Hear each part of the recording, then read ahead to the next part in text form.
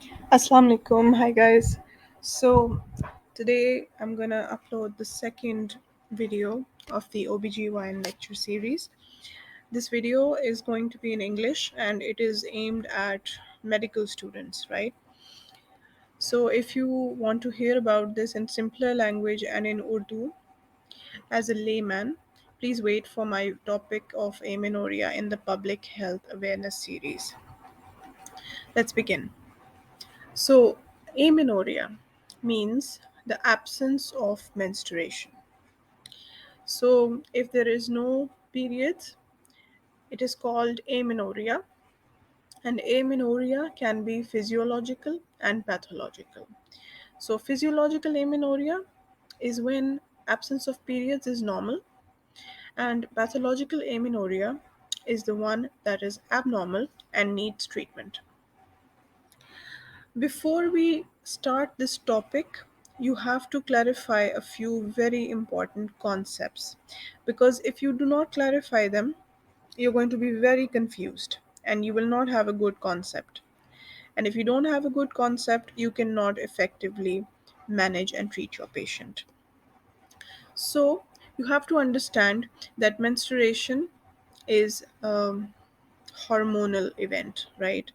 A lot of hormones have their role to play, and hypothalamus, you should know, makes GnRH, which is gonadotropin releasing hormone. The pituitary makes LH and FSH, which is luteinizing hormone and follicular stimulating hormone.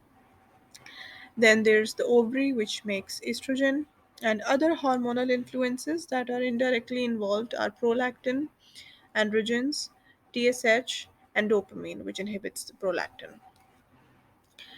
So then we have two very important concepts. So you have to know the difference between primary sexual characteristics and secondary sexual characteristics.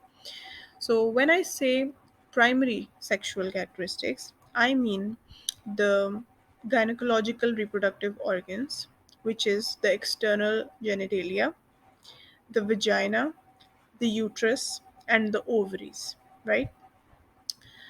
We call these primary sexual characteristics and they are determined during embryogenesis. Okay.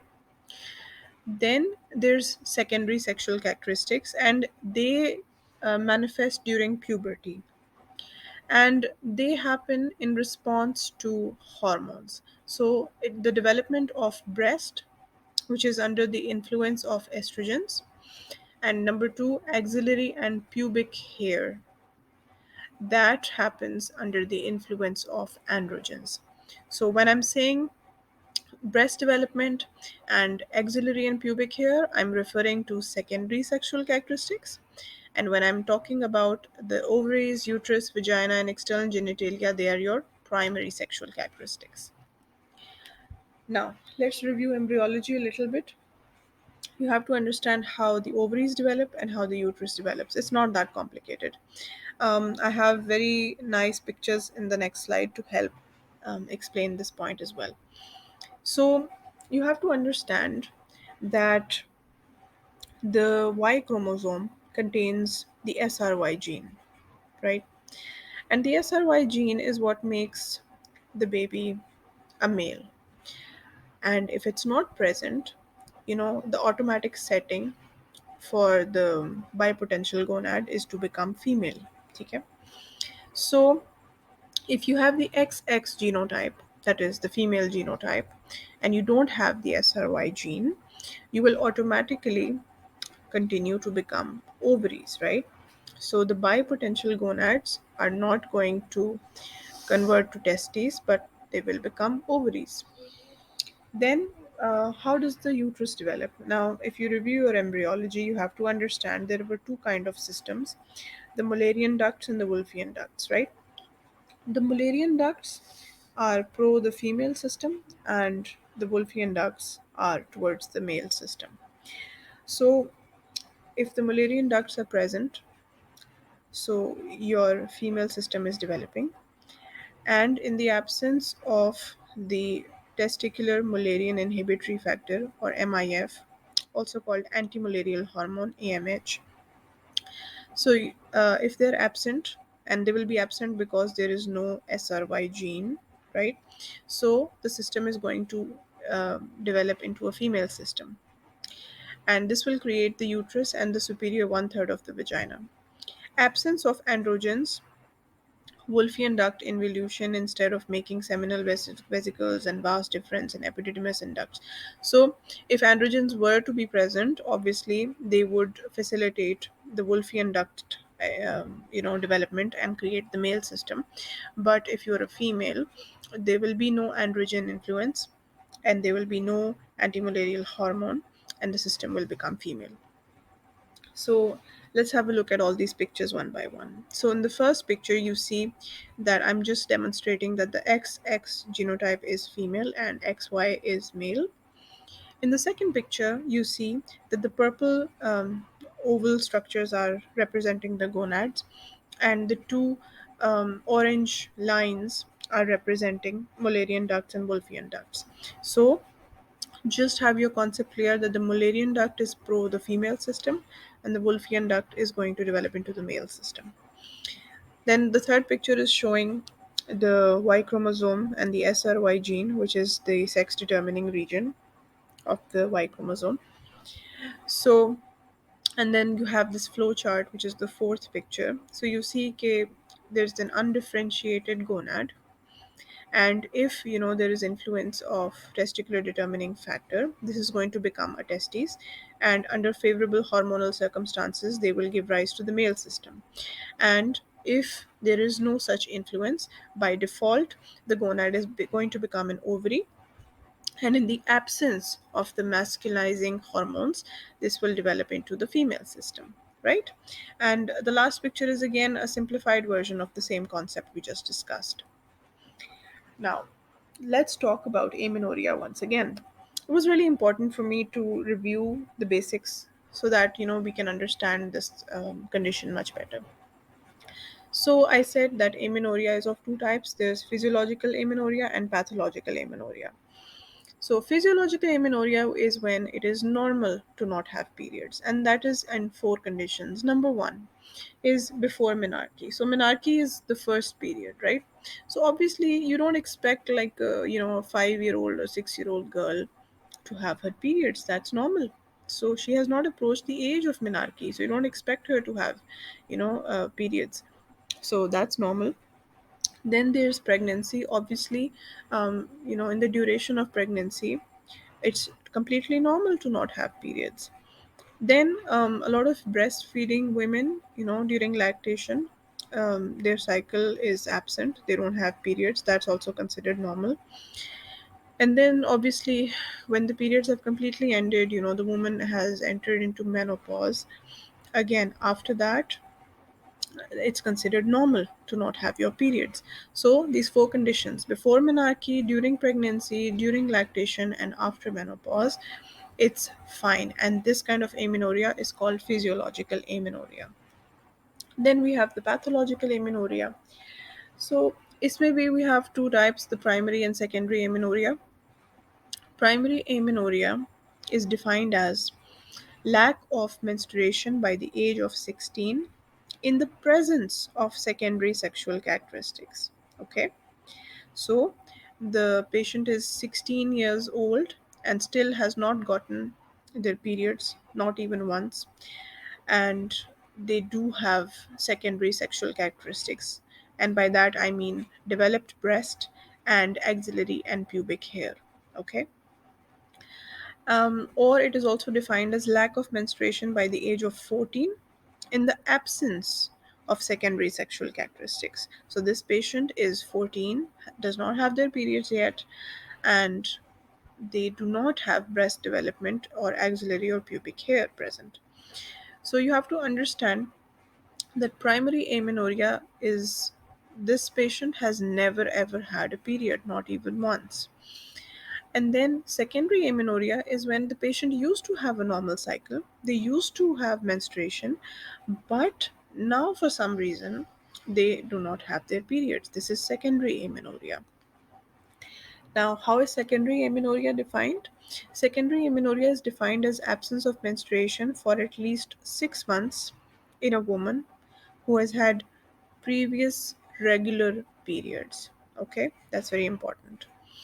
And we can also define it as absence of periods for 12 months if she has previously had oligomenorrhea, which is bleeding less frequently than 6 weeks, or absent periods for 3 cycle lengths, that is about 3 to 6 months. Okay?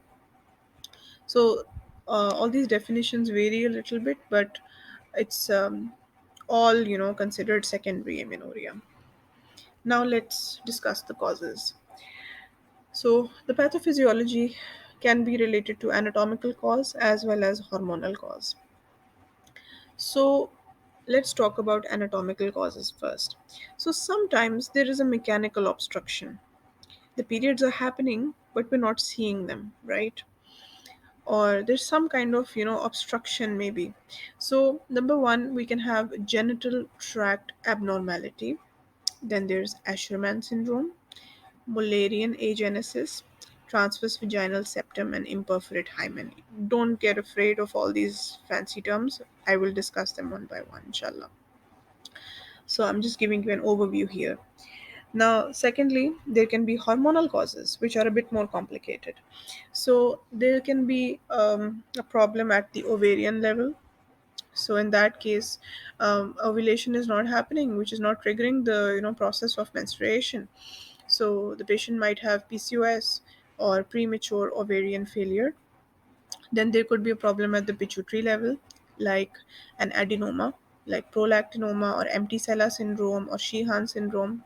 Again, I'm going to discuss all of these one by one, don't worry. Then there's hypothalamic disorders. So excessive exercise or weight loss or stress or craniopharyngioma, Kalman syndrome, drugs, etc. They come under this term. And then there can be other conditions like thyroid disorders. So let's discuss the anatomical causes now. So the first case is imperforate hymen. Now, you understand what a hymen is, right? So hymen, we have a picture down here. So you can see the first, left side of the picture is showing a normal anatomy where there is a hymen present, but there's also a little hole or a little orifice present so that the menstrual blood can exit through this hole. Whereas in the second picture, you do not see any such outlet. And this is an imperforate hymen, meaning the hymen is not perforated the way it should be, right? So, this is a congenital disorder in which the hymen is completely, obstructing the outflow tract. So, this is due to failure of the hymen to perforate during fetal development, and often in adolescent girls, menstrual blood accumulates inside the vagina and sometimes in the uterus, right? So, this is a mechanical obstruction. Then there's Mullerian agenesis. Now, I helped you revise your embryology, so you should understand this better. So, this is also called Mayer-Rokitansky-Kuster-Hauser syndrome, or MRKH. This is a congenital malformation in which the Mullerian ducts don't develop as they should. And in these patients, they can have an absent uterus and variable degrees of vaginal hypoplasia of its upper portion. Then a Mullerian agenesis can also be there, in which there is absent uterus, cervix, and or vagina, and that can be the cause of the primary amenorrhea. Then there's Asherman syndrome. Asherman syndrome is basically happening in women who have had several DNC procedures or some severe pelvic infection which might not be related to surgery at all. So in these cases, you can see in the picture the normal uterus is this way, and in Asherman syndrome you see these adhesions inside the uterus, whatever the reason may be. Is it because of surgical intervention or because of infections like TB or schistosomiasis? But you see that there is a lot of adhesions inside the uterus, and that is again causing a mechanical obstruction to the menstrual blood flow. Then there's transverse vaginal septum. So again, in this case, there is a septum. There can be different types of septum: high septum, mid septum, low septum. But basically, transversely, there is a septum present, and this can form during embryogenesis when the Mullerian ducts fuse improperly to the urogenital sinus. A complete transverse septum will obviously block the menstrual flow and is hence a cause for primary amenorrhea. So, the accumulation of menstrual debris behind the septum is called cryptomenorrhea. Then there's hormonal causes. So, let's talk about the ovarian issue first. So, PCOS, for example, is a case in which there is anovulation, and then there's the premature ovarian failure or premature menopause. So usually, menopause happens like in your 50s or 60s, but in these cases it happens relatively, at a younger age, like before the age of 40. So in this case, the patient has had premature menopause, and we don't normally know why that happens. In some cases it is due to, chemotherapy or radiotherapy or some autoimmune disease or chromosomal disorders like Turner syndrome. So in these cases, you can see premature ovarian failure. Then there's pituitary disorders. So there can be adenomas, and out of the adenomas, the prolactinoma is the most common. Then there is empty sella syndrome, in which, normally the sella turcica holds the pituitary, and that has shrunken or flattened for some reason. So that can also cause hormonal disturbance and amenorrhea.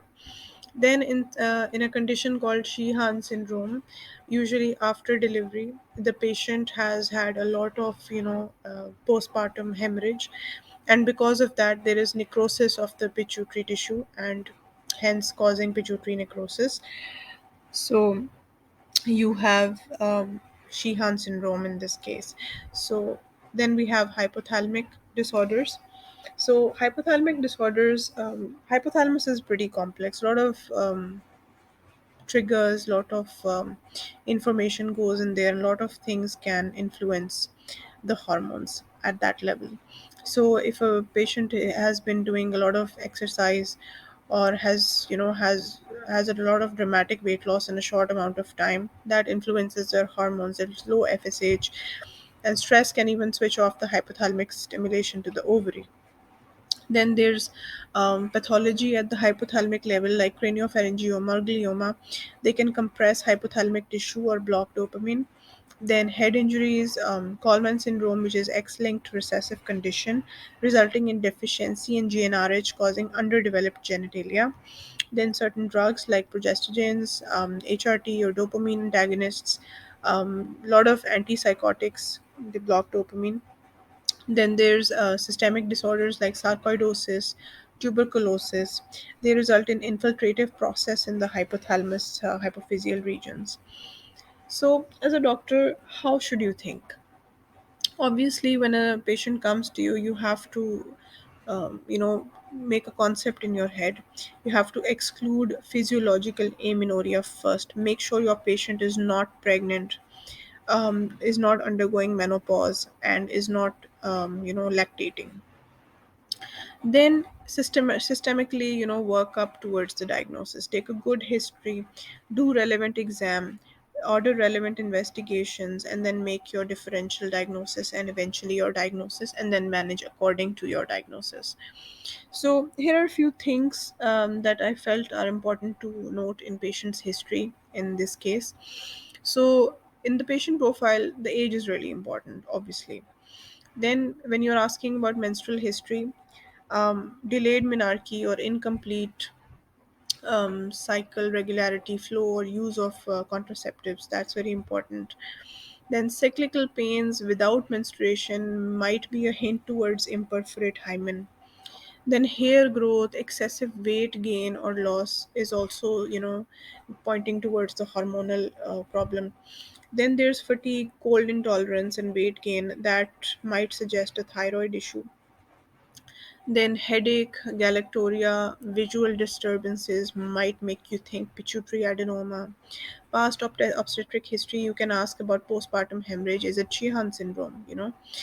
Then past medical history, if it says anything about TB or thyroid disease or juvenile diabetes, mumps, Cushing syndrome. So low FSH sometimes happens in Cushing's, so that's relevant. Then surgical history, where you can ask about hypothalamic disorders or correction of anatomical anomalies or history of DNCs.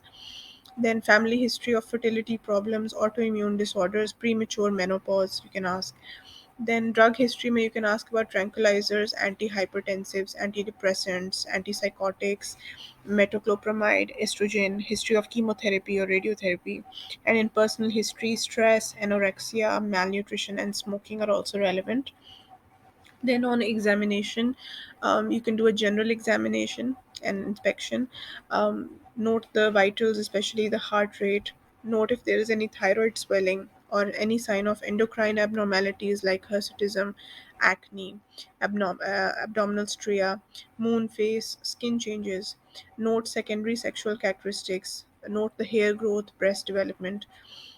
Breast examination is also relevant. Is there any galactoria, milky discharge from the nipples?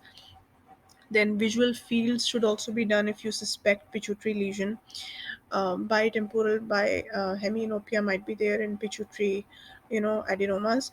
Then external genitalia and vaginal examination.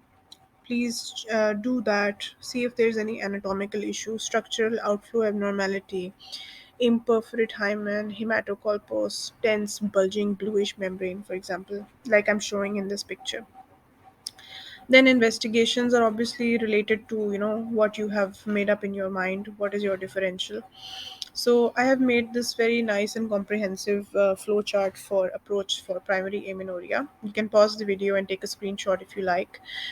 So first of all, obviously you have ruled out pregnancy and the patient has normal secondary sexual characteristics. Then you do an ultrasound, see if the uterus is present. After that, if the uterus is absent, you can do a karyotype and see if it is 46XX or XY.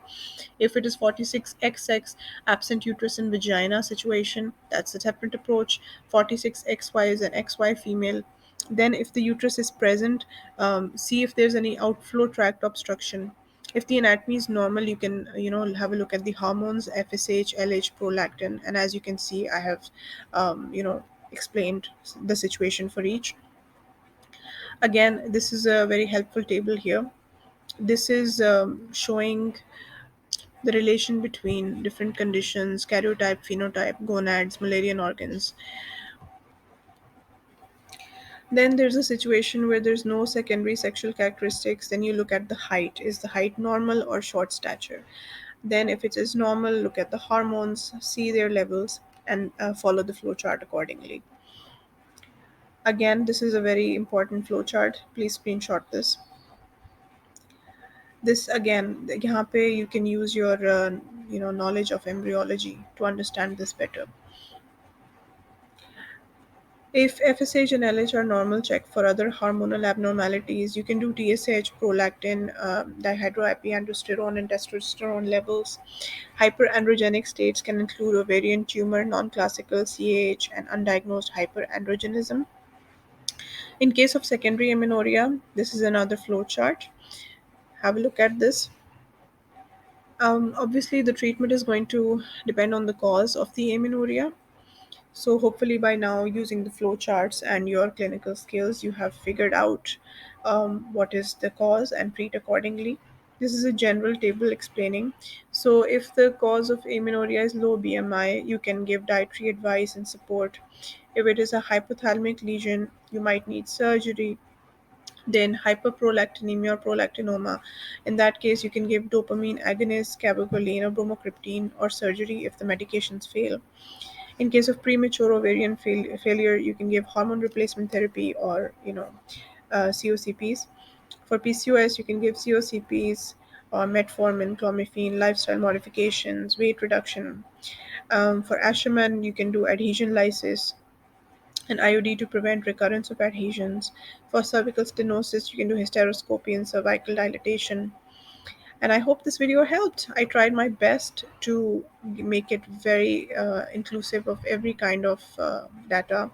And I hope that it was presented to you in a very easy way.